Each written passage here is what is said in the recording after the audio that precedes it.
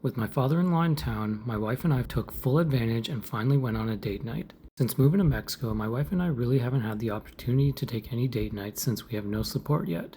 It's a little bit of a change since we used to do date nights pretty regularly.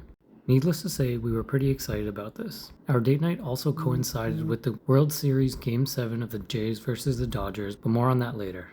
We wanted to try some sushi, so we went to this place called Sushi Club. We got there pretty early and there wasn't that many people, but the kids also wanted us out of the house so they could spend more time with Grandpa.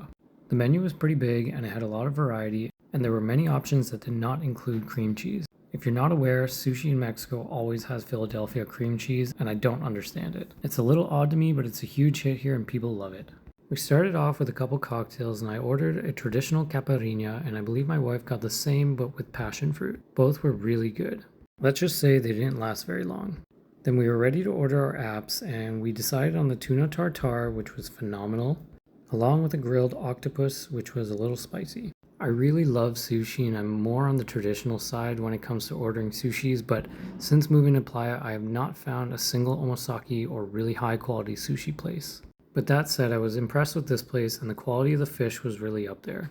This has been the best sushi place I've been to so far. For my main, I ordered 8 pieces of traditional maki, and I will say that the portions were massive. For my wife's main, she ordered a special roll on the menu, and you can see them flambeing it at the back there. Her portion was massive as well, she could barely even finish it. We almost had to ask for a to-go container, but we managed to get them down the hatch, even though we were both so full. After dinner, we wanted to check out a new cocktail bar that my wife saw on Instagram, so we took a stroll down 5th, and I will say that it was completely busy. Seems like the tourism is back up and running. It was a nice night, and instead of taking a cab, we walked to the bar since we wanted to walk off how full we were. The cocktail bar was called Ola Ola, and it was actually really hard to find. It almost looked closed. It just kind of blends in, and you wouldn't really notice it unless you actually specifically went looking for it. It's got a very much if you know kind of vibe. This is a true cocktail bar with mixologists, and the cocktails are phenomenal. It's not the place you're going to go for vodka soda, for example. We chatted with the mixologist since we got there early. It was pretty empty, and then we had a couple drinks and then went down to 5th for more walking.